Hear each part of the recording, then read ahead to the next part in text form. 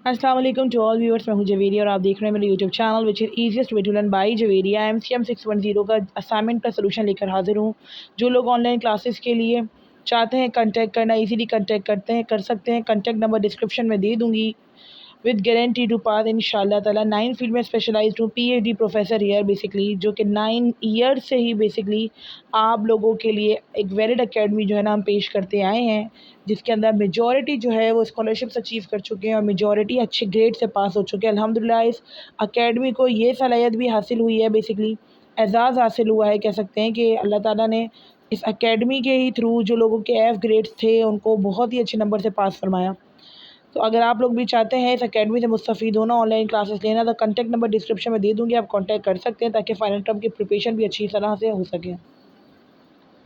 Secondly, majority लोग मेरा channel को देख रहे हैं लेकिन सब्सक्राइब नहीं करते हैं। मुझे नहीं पता है क्यों सब्सक्राइब नहीं करते, लेकिन काइंडली आप सबसे रिक्वेस्ट है कि सब्सक्राइब किया कीजिए ताकि आप लोगों को सॉल्यूशंस मिलते रहें। चलती हूँ असाइनमेंट की सॉल्यूशन की जानिब। MCM 610, 5 journalist creating sensationalism in reporting. कौन से ऐसे 5 जर्नलिस्ट हैं जिन्होंने सेंसेशनिस्ट रिपोर्टिंग की थी?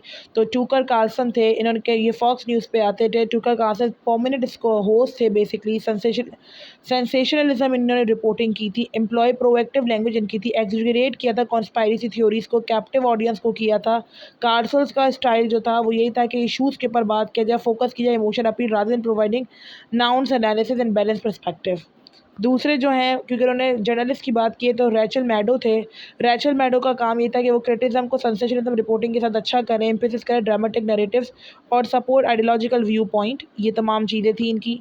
इन्होंने सीन हैंटी थे, जिन्होंने जो है ना वो प्रोमिनेंट फिगर थे भी फॉक्स न्यूज़ के। इन्होंने अक्यूज़ की थी using inflammatory languages, promoting conspiracy theories and cherry picking facts.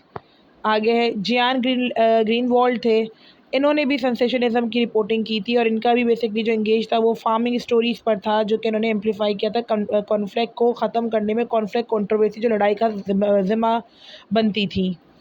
Laura लूम्पर जो थी वो भी जो है ना अटेंशन सेंसेशनलिस्ट रिपोर्टिंग स्टाइल इनका भी था। प्रोएक्टिव लैंग्वेज, कॉन्स्पिरेसी थ्योरीज और लूमर्स की जो अप्रोच थी, उन्होंने प्रायोरिटाइज़ किया था एजेंडा को, जो ऑब्जेक्टिव होता था रिपोर्टिंग का। इसके बाद जो ब्यास जो है जर्नलिस्ट अप्रोच की थी वो यही थी। अच्छा, अब मैंने यहाँ पे वो 5 दिए हैं जो मुझे अच्छे लगे जर्नलिस्ट जिन्होंने सेंसेशनलिज्म के ऊपर जो है वो काफ़ी अच्छी तरीके से मुद्दे उठाए। अब आप लोगों के लिए यही नहीं है कि आप यही 5 पकड़ के बैठ जाएं।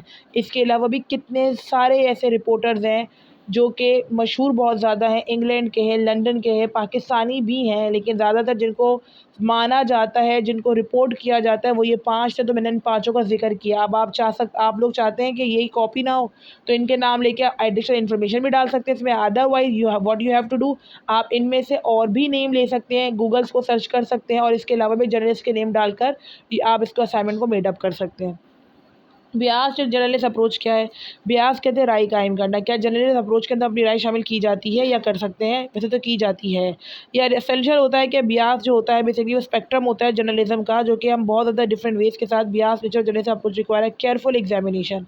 अब यहाँ पर कह रहे हैं कि टूकर कार्लसन और सेनी हैंटी ये दोनों फॉक्स न्यूज़ से एसोसिएट थे।